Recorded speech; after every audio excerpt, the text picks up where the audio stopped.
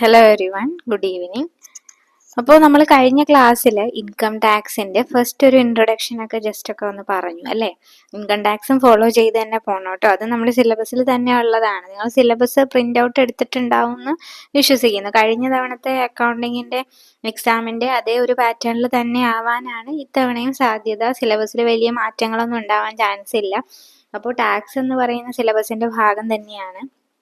അപ്പോൾ അക്കൗണ്ടിങ് മാത്രം, ചിലർ അക്കൗണ്ടിങ് കൂടുതൽ ഫോക്കസ് ചെയ്ത് പഠിക്കും. അങ്ങനെയല്ല, എല്ലാ സബ്ജക്ട്സിനും ഇമ്പോർട്ടൻസ് കൊടുത്ത് തന്നെ നമ്മൾ പഠിക്കണം.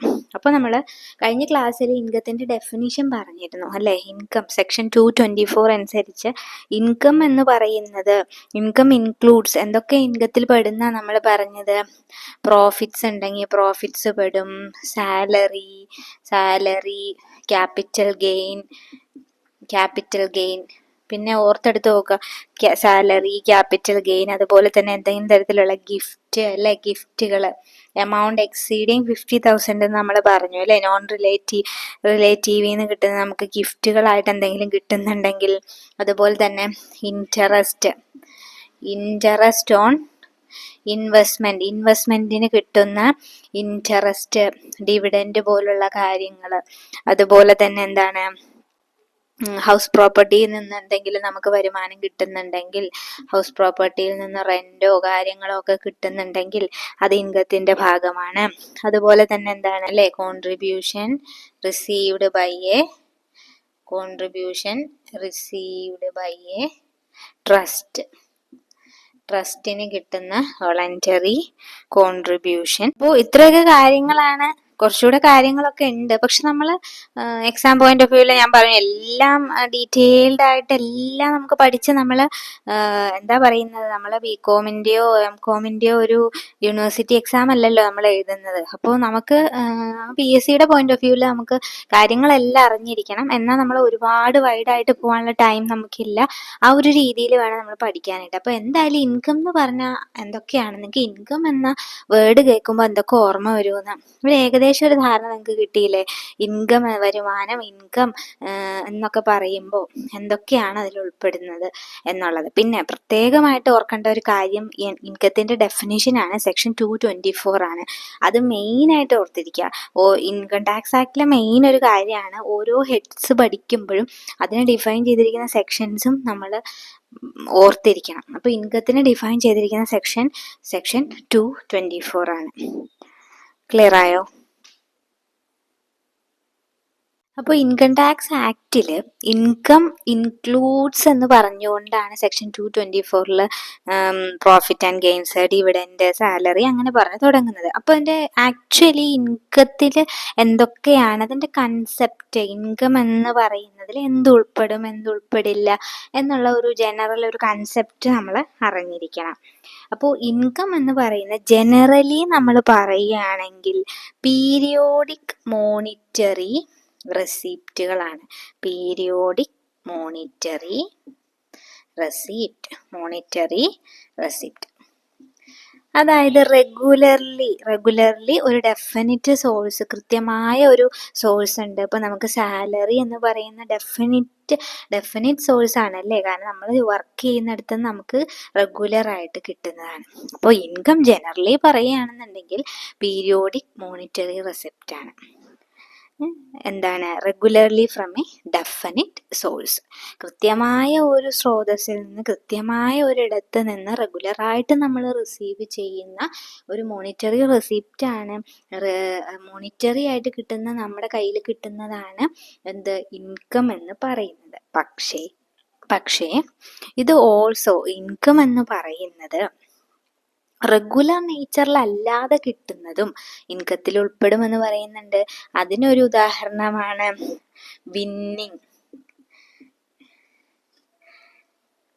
Winning from lottery. നമുക്ക് എപ്പോഴും അടിക്കുമോ? ലോട്ടറി എപ്പോഴും അടിക്കുന്നവരുണ്ടോ? ലോട്ടറി എന്ന് പറയുന്നത് വല്ലപ്പോഴും, എനിക്കൊന്നും ഞാൻ എൻ്റെ ഇതുവരെയുള്ളതിൽ ലോട്ടറി എടുത്തിട്ട് ഒരു 10 രൂപ പോലും എനിക്ക് അടിച്ചിട്ടില്ല കേട്ടോ. അപ്പോൾ എന്തായാലും ജസ്റ്റ് ഒരു തമാശ പറയാനാണ്. വിന്നിങ് ഫ്രം ലോട്ടറി അത് നമുക്ക് വല്ലപ്പോഴുമാണ്. നമുക്ക് ഭാഗ്യം ഉണ്ടെങ്കിൽ നമുക്കൊരു ലോട്ടറി അടിച്ചു, അപ്പം കിട്ടുന്നതും പീരിയോഡിക്കലി കിട്ടുന്നതല്ല എന്ന് ഓർത്തത് ഇൻകം അല്ലാണ്ടാവോ? ഇല്ല. അപ്പോൾ വിന്നിങ് ഫ്രം ലോട്ടറി ഓൾസോ എന്താണ്, ഇൻകത്തിൽ വരുന്നതാണ്. പിന്നെ രണ്ടാമത്തെ ഒരു കൺസെപ്റ്റ്, രണ്ടാമതായിട്ട് ഇൻകത്തെക്കുറിച്ച് നമ്മൾ അറിഞ്ഞിരിക്കേണ്ട കാര്യം, മെയിൻലി ഇൻകം എന്ന് പറയുമ്പോൾ ജനറലി ഇൻകം എന്ന് പറയുന്നത് റവന്യൂ റെസിപ്റ്റുകളെയാണ്. ഇൻകം ടാക്സ് ആക്റ്റിൽ ഇൻകം എന്ന് നമ്മൾ ജനറലി ഇൻകം എന്ന് പറയുന്നത് റവന്യൂ റെസിപ്റ്റ് ആണ്. ക്യാപിറ്റൽ റെസിപ്റ്റ് എന്ന് പറയുന്നത് എന്തെങ്കിലും അസറ്റുകൾ, ക്യാപിറ്റൽ അസറ്റുകൾ, അതായത് ലോങ് ടേമിലേക്കുള്ള എന്തെങ്കിലും അസറ്റുകളൊക്കെ സെയിൽ ചെയ്തിട്ട് കിട്ടുന്ന ഇൻകം അല്ലെങ്കിൽ പ്രോഫിറ്റ്, അതൊക്കെയാണ് ക്യാപിറ്റൽ പ്രോഫിറ്റ് എന്ന് പറയുന്നത്, അല്ലെങ്കിൽ ക്യാപിറ്റൽ റെസിപ്റ്റ് എന്ന് പറയുന്നത്. അപ്പോൾ ലോങ് ടേമിലേക്കുള്ള വലിയ എമൗണ്ട് ഇൻക്ലൂഡ് ചെയ്തിരിക്കുന്ന എന്തെങ്കിലും അസറ്റുകൾ എന്താണ്, സെയിൽ ചെയ്തിട്ട് നമുക്ക് കിട്ടുന്നതാണ് ക്യാപിറ്റൽ റെസിപ്റ്റ് എന്ന് പറയുന്നത്.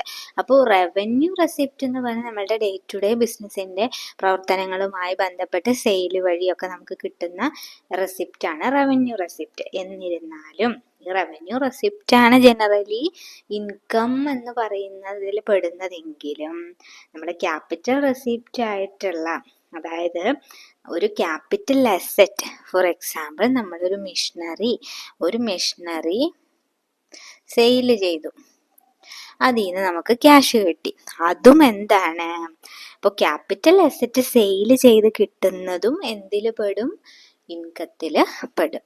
നോർമലി ഇൻകത്തിൽ റവന്യൂ റെസിപ്റ്റ്സ് ആണ് പെടുന്നതെങ്കിലും ക്യാപിറ്റൽ അസറ്റ് സെയിൽ ചെയ്തിട്ടുള്ള ഇൻകം എന്തിൽ പെടും, ഇൻകത്തിൽ പെടും. ക്ലിയർ ആയോ? പിന്നെ വരുന്നത് ഇൻകം എന്ന് പറയുന്നത് നെറ്റ് റെസിപ്റ്റ്സ് ആയിരിക്കണം. ഇൻകം എന്ന് പറയുന്നത് നെറ്റ് റെസിപ്റ്റ്സ് ആണ്, അല്ലാതെ ഗ്രോസ് റെസിപ്റ്റ്സ് അല്ല. ഗ്രോസ് റെസിപ്റ്റ്സ് അല്ല. ഇൻകം എന്ന് പറയുന്നതിൽ എന്താണ്, നെറ്റ് റെസിപ്റ്റ്സ് ആണ്. എന്താ നെറ്റ് റെസിപ്റ്റ്സ് എന്ന് പറഞ്ഞു കഴിഞ്ഞാൽ, നമ്മുടെ ഈ ഗ്രോസ് റെസിപ്റ്റിൽ നിന്ന് നമ്മുടെ കയ്യിൽ നമുക്കുള്ള വരുമാനം, നമുക്ക് കിട്ടിയിട്ടുള്ള തുക, എമൗണ്ട്, നമ്മുടെ ബിസിനസ് നമുക്കിപ്പോൾ നിലവിലുള്ള ക്യാഷാണ് ഇമാജിൻ ചെയ്യുക, അതിൽ നിന്ന് ഈ ക്യാഷ് ഉണ്ടാക്കാൻ, ഈ ഒരു ഇൻകം ഏൺ ചെയ്യാൻ വേണ്ടി നമ്മൾ എന്തൊക്കെ കാര്യങ്ങൾ എക്സ്പെൻസ് ഉണ്ടായിട്ടുണ്ടോ അത് നമ്മൾ ലെസ് ചെയ്ത് കഴിയുമ്പോൾ എക്സ്പെൻസസ്, ഈ ഏൺ ചെയ്യാൻ, ഈ ഇൻകം ജനറേറ്റ് ചെയ്യാൻ നമുക്ക് വന്നിട്ടുള്ള എക്സ്പെൻസസുകൾ ലെസ് ചെയ്ത് ഡിഡക്റ്റ് ചെയ്ത് കഴിയുമ്പോൾ കിട്ടുന്നതാണ് എന്ത്, നെറ്റ്. കയ്യക്ഷരം വളരെ മോശമാണ്. Net receipts. അപ്പോൾ ഇൻകത്തിൽ ഒരിക്കലും ഗ്രോസ് റെസിപ്റ്റ്സ് അല്ല വരുന്നത്. എന്താണ് വരുന്നത്, നെറ്റ് റെസിപ്റ്റ്സ് ആണ് വരുന്നത്. അതായത് ഇൻകം ഉണ്ടെന്നുണ്ടെങ്കിൽ അതിനെ ഇൻകം ഏൺ ചെയ്യാൻ കുറേ എക്സ്പെൻഡിച്ചേഴ്സും വന്നിട്ടുണ്ടാവും അല്ലേ. ആ എക്സ്പെൻസ് ഒക്കെ എന്ത് ചെയ്യണം, ഒരു സെയിൽ നടക്കുന്നുണ്ടെങ്കിൽ സെയിൽ നടത്താൻ വേണ്ടിയിട്ട് അതുമായി ബന്ധപ്പെട്ട് ഒരുപാട് എക്സ്പെൻസുകൾ വന്നിട്ടുണ്ടാവും അല്ലേ. അപ്പോൾ ആ എക്സ്പെൻസുകൾ നമ്മൾ എന്ത് ചെയ്യണം, ലെസ് ചെയ്യണം. അപ്പോൾ ഗ്രോസ് റെസിപ്റ്റ്സ് അല്ല, നെറ്റ് റെസിപ്റ്റ്സ് ആണ് ഇൻകം എന്ന ഒരു കൺസെപ്റ്റിൽ വരുന്നത്. മനസ്സിലാവുന്നുണ്ടോ? ക്ലിയർ ആയോ? അടുത്തൊരു കൺസെപ്റ്റാണ് ഇൻകം എന്ന് പറയുന്നത്. നമുക്ക് രണ്ട് രീതിയിൽ, ഒന്നുകിൽ ഡ്യൂ ബേസിസിലോ അല്ലെങ്കിൽ റെസിപ്റ്റ് ബേസിസ്. ഡ്യൂ ബേസിസിലോ റെസിപ്റ്റ് ബേസിസിലോ ഇൻകം കണ്ടുപിടിക്കാം. ഡ്യൂ ബേസിസിന് ഡ്യൂ ആയി എന്ന് പറഞ്ഞാൽ നമുക്ക് കിട്ടും, പക്ഷെ കയ്യിൽ കിട്ടിയിട്ടില്ല. റെസിപ്റ്റ് എന്ന് പറഞ്ഞാൽ നമുക്ക് കിട്ടി. അപ്പോൾ കിട്ടുന്നതോ, നമുക്ക് കിട്ടാൻ സാധ്യതയുള്ളതോ, കിട്ടുമെന്ന് ഉറപ്പുള്ളതോ, നമുക്ക് ആക്ച്വലി കിട്ടിയതോ നമുക്ക് എന്ത് ചെയ്യാം, ഇൻകമായിട്ട് കണക്കാക്കാം.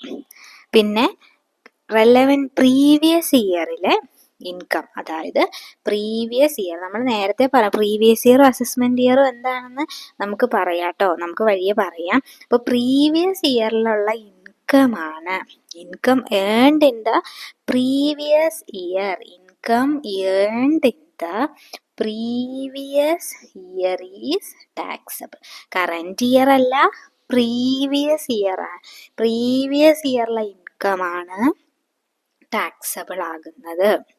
അപ്പോൾ ക്ലിയർ ആയോ? അപ്പോൾ ഈ കൺസെപ്റ്റ് ക്ലിയർ ആയിട്ട് മനസ്സിലാക്കണം. ഇൻകം എന്ന് പറയുന്നത് മോണിറ്ററി ആയിട്ടുള്ള റെസിപ്റ്റ്, പീരിയോഡിക്കൽ റെസിപ്റ്റ് ആണ്. പീരിയോഡിക്കൽ ആയിട്ട് റെഗുലർ ആയിട്ട് ഒരു ഡെഫിനിറ്റ് സോഴ്സിൽ നിന്ന് കിട്ടുന്ന മോണിറ്ററി ആയിട്ടുള്ള റെസിപ്റ്റ് ആണ് ഇൻകം എങ്കിൽ കൂടിയും വല്ലപ്പോഴും ഒരു ലോട്ടറി അടിച്ചാൽ കിട്ടുന്ന ഇൻകവും നേട്ടവും ഇൻകത്തിൽ പെടും. ആക്ച്വലി റവന്യൂ റെസിപ്റ്റ് ആണ് ഇൻകം എങ്കിൽ കൂടിയും ഒരു അസറ്റ് വിറ്റ് കിട്ടുന്ന എമൗണ്ട് എന്ന് പറയുന്നത് ഇൻകത്തിൽ പെടും. ഗ്രോസ് റെസിപ്റ്റ് ഒരിക്കലും ഇൻകം എന്നതിൽ എടുക്കില്ല. ഇൻകം എന്നതിൽ ആ ഗ്രോസ് റെസിപ്റ്റിൽ നിന്ന് എക്സ്പെൻസുകൾ കുറച്ചിട്ടുള്ള നെറ്റ് റെസിപ്റ്റ് ആണ് ഇൻകത്തിൽ എടുക്കുന്നത്. ഇൻകം എന്ന് പറയുന്നത് ഡ്യൂ ബേസിസിലോ റെസിപ്റ്റ് ബേസിസിലോ നമുക്ക് കാൽക്കുലേറ്റ് ചെയ്യാം. ഡ്യൂ ബേസിസ് എന്ന് പറഞ്ഞാൽ കിട്ടാനുള്ളതെല്ലാം കണക്കിലെടുത്തു. റെസിപ്റ്റ് ബേസിസ് എന്ന് പറഞ്ഞു കഴിഞ്ഞാൽ ആക്ച്വലി കിട്ടിയതെല്ലാം കണക്കിലെടുക്കുക. ഇനി പ്രീവിയസ് ഇയറിലെ ഇൻകത്തിനാണ് നമ്മൾ എന്ത് കൊടുക്കേണ്ടത്? ടാക്സ് പേ ചെയ്യേണ്ടത്. ടാക്സബിൾ ആവുന്ന ഇൻകം എന്ന് പറയുന്നത് പ്രീവിയസ് ഇയർ ഇൻകം ആണ്. അപ്പോൾ ഇത് ക്ലിയർ ആയോ? ഈ കൺസെപ്റ്റ് ക്ലിയർ ആയോ? അപ്പോൾ ഏകദേശം ഇൻകത്തെ കുറിച്ച് നിങ്ങൾക്ക് എന്തെങ്കിലുമൊക്കെ ഒരു ഐഡിയ കിട്ടിയോ? കാണുന്നവരുണ്ടെന്നുണ്ടെങ്കിൽ തീർച്ചയായിട്ടും നിങ്ങൾ ഒരു ലൈക്ക് തരിക, അതുപോലെ തന്നെ നിങ്ങളൊന്ന് കമൻറ്റ് ചെയ്യുക. ജസ്റ്റ് പ്രസന്റ് ആയി എന്ന് അറിയാൻ വേണ്ടിയിട്ട്, റെഗുലർ ആയിട്ട് ഫോളോ ചെയ്യുന്നുണ്ടെന്ന് അറിയാൻ വേണ്ടി മാത്രമാണ് കേട്ടോ. നമ്മളിത് കമ്പൈൻ സ്റ്റഡി ആയിട്ടല്ലേ തുടങ്ങിയത്. അപ്പോൾ കമ്പൈൻ സ്റ്റഡി ആയിട്ട് തുടങ്ങുമ്പോൾ നിങ്ങളുടെയും കൂടെ ഉത്തരവാദിത്തമാണ് നമ്മുടെ ഈ ഗ്രൂപ്പിനെയൊക്കെ ഒന്ന് എനർജിയോടുകൂടി കൊണ്ടുപോകുക എന്നുള്ളത്. അപ്പം നിങ്ങൾ തീർച്ചയായിട്ടും ക്ലാസ് റെഗുലർ ആയിട്ട് ഫുൾ കണ്ടു കഴിയുമ്പോൾ ജസ്റ്റ് ഒരു കമൻറ്റ്, ഒരു സ്മൈലി അയക്കുകയോ അല്ലെങ്കിൽ എന്തെങ്കിലും മതി, ഒന്ന് കമൻറ്റ് ചെയ്യുക. അല്ലെങ്കിൽ പ്രസന്റ് ആയി എന്നുള്ളത് മതി, അല്ലെങ്കിൽ ഓക്കെ എന്ന് മതി. എന്തായാലും അതൊന്ന് ചെയ്യാം കേട്ടോ. അപ്പം നമുക്ക് അടുത്ത ടോപ്പിക്കിലോട്ട് പോവാം. അപ്പോൾ നമ്മൾ ഇൻകം എന്താണെന്നുള്ള ഒരു ജനറൽ ഐഡിയ കിട്ടിക്കഴിഞ്ഞു അല്ലേ?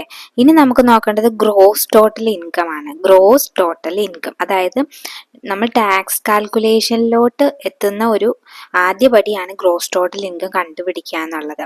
ഗ്രോസ് ടോട്ടൽ ഇൻകത്തെ കുറിച്ച് പറഞ്ഞിരിക്കുന്ന സെക്ഷൻ ശ്രദ്ധിക്കണം. Section 80B subsection 5, section 80B5 അത് കൃത്യമായിട്ട് മനസ്സിലാക്കുക.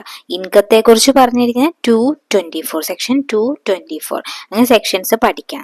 ഇപ്പോൾ ഗ്രോസ് ടോട്ടൽ ഇൻകം എന്ന് പറയുന്നത് 5 ഹെഡ്സിലായിട്ട് വരുന്ന ഇൻകത്തിന്റെ ടോട്ടലാണ്. അഗ്രഗേറ്റ് എന്ന് പറഞ്ഞ ടോട്ടലാണ് ഗ്രോസ് ടോട്ടൽ ഇൻകം എന്ന് പറയുന്നത്. ഈ 5 ഹെഡ്സ് ഏതൊക്കെയാണ്?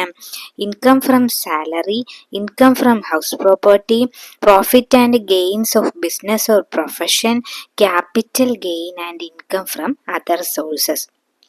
അപ്പോൾ ഈ 5 ഹെഡ്സിൽ നിന്നുള്ള ഇൻകത്തിന്റെ ടോട്ടല് കണ്ടുപിടിക്കുന്നതാണ് നമ്മളിവിടെ ചെയ്യുന്നത്. അപ്പോൾ ഒരാൾക്ക് ചിലപ്പോൾ ഈ 5 ഹെഡ്സിൽ നിന്നും ഇൻകം ഉണ്ടാവണമെന്നില്ല. ഉണ്ടെന്നുണ്ടെങ്കിൽ ഈ 5 ഹെഡ്സും അല്ലെങ്കിൽ ഏതൊക്കെ ഹെഡ്സിലാണോ ഉള്ളത് അത് നമ്മൾ സെപ്പറേറ്റ് എന്ത് ചെയ്യണം? കണ്ടുപിടിക്കണം. അങ്ങനെ കണ്ടുപിടിച്ച് കിട്ടുന്ന ടോട്ടലാണ് എന്ത്? ഗ്രോസ് ടോട്ടൽ ഇൻകം എന്ന് പറയുന്നത്. ക്ലിയർ ആയോ? 5 ഹെഡ്സിനെ കുറിച്ച് നമ്മൾ കഴിഞ്ഞ ക്ലാസ്സിൽ പറഞ്ഞിരുന്നു.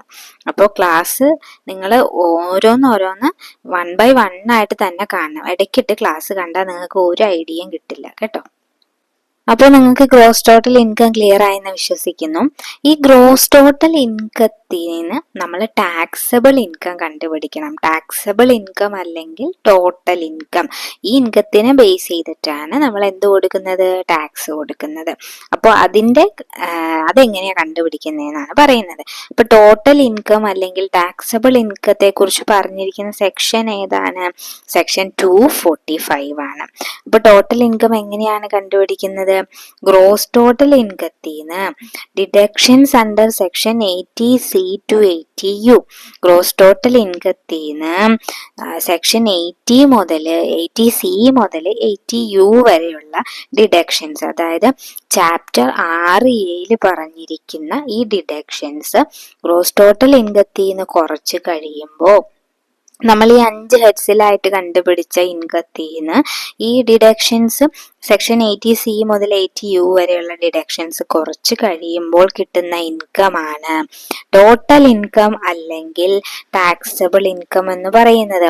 പക്ഷെ ഇവിടെ ഒരു കണ്ടീഷൻ ഉണ്ട്, ഈ ഡിഡക്ഷൻസ് ഒരിക്കലും ടോട്ടലി നമ്മൾ കുറയ്ക്കേണ്ട എമൗണ്ട് ആ ഡിഡക്ഷൻസ് എന്ന് പറയുന്ന ഒരിക്കലും ഗ്രോസ് ടോട്ടൽ ഇൻകത്തേക്കാൾ കൂടുതലാകാൻ പാടില്ല. ഈ ഒരു കണ്ടീഷൻ മാത്രമേ ഉള്ളൂ. അപ്പോൾ ക്ലിയർ ആയോ?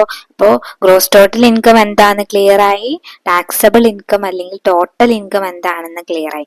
അപ്പോൾ നമ്മൾ ഈ ക്ലാസ് നിങ്ങൾ 2-3 ആവർത്തി നിങ്ങൾ മനസ്സിരുത്തി കേൾക്കുക. ആദ്യമായിട്ട് ഒരുപാട് നാൾ കഴിഞ്ഞിട്ടൊക്കെ പുസ്തകം നമ്മൾ ഒന്നുകൂടെ നമ്മൾ റിവൈസ് എന്താ പറയാ, ഒന്ന് പൊടി തട്ടി എടുത്തിട്ടൊക്കെ നമ്മൾ നോക്കുന്ന സമയത്ത് നമുക്ക് ആകെ ഒരു കൺഫ്യൂഷനും ഒരു മറവിയൊക്കെ തോന്നുന്നത് സ്വാഭാവികമായിട്ടുള്ളതാണ്. അപ്പൊ എന്തായാലും മനസ്സിലായില്ല എന്നുണ്ടെങ്കിൽ ഒന്ന് സ്ലോ ആയിട്ട് കേട്ട് നോക്കുക. അതുപോലെ ഇതിൽ പറയുന്ന കാര്യങ്ങളൊക്കെ ചെറുതായിട്ടൊന്ന് നോട്ട് ചെയ്ത് വെക്കുക. ഇങ്ങനെയൊക്കെ ചെയ്യാട്ടോ. എന്തെങ്കിലും ഡൗട്ട്സ് ഉണ്ടെന്നുണ്ടെങ്കിലോ ക്ലാസ്സുമായി ബന്ധപ്പെട്ട എന്തെങ്കിലും നിർദ്ദേശങ്ങളോ അഭിപ്രായങ്ങളോ ഒക്കെ ഉണ്ടെന്നുണ്ടെങ്കിൽ തീർച്ചയായിട്ടും നിങ്ങൾ കമൻറ്റ് ചെയ്യണം. അപ്പം നെക്സ്റ്റ് ക്ലാസ്സിൽ കാണാം. Thank you.